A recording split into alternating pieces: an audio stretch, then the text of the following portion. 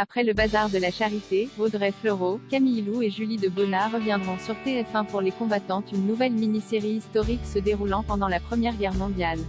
TF1 a profité de ce week-end ensoleillé pour dévoiler la première bande-annonce de Les Combattantes, sa nouvelle mini-série événement.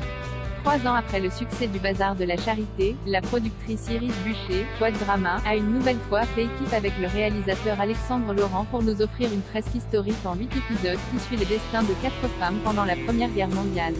Et pour l'occasion, les téléspectateurs et téléspectatrices pourront retrouver Audrey Fleurot, Julie de Bonnat et Camille Lou, les stars du Bazar de la Charité qui seront rejointes par l'actrice et chanteuse Sophia Essaïdi. Attendue pour la rentrée sur TF1, Les Combattantes nous transportent en septembre 1914 dans un petit village de l'Est de la France, à quelques kilomètres seulement de la zone allemande.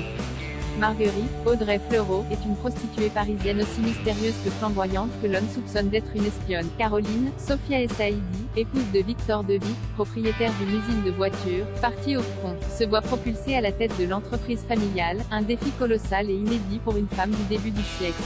Agnès, Julie de Bonnat, est la mère supérieure d'un couvent réquisitionné et transformé en hôpital militaire. Dépassée par l'afflux de blessés, elle est de plus tourmentée et questionne ses choix de vie. Et enfin Suzanne, Camille Lou, est une jeune infirmière féministe en cavale depuis un avortement qui a mal tourné.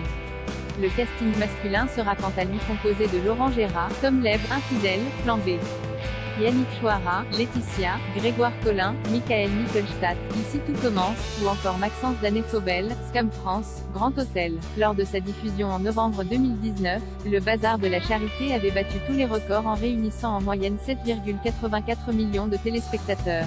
Des chiffres qui avaient permis à la mini-série coproduite avec Netflix, d'être la série la plus regardée de TF1 cette année. Un succès que la chaîne espère bien reproduire avec Les Combattants.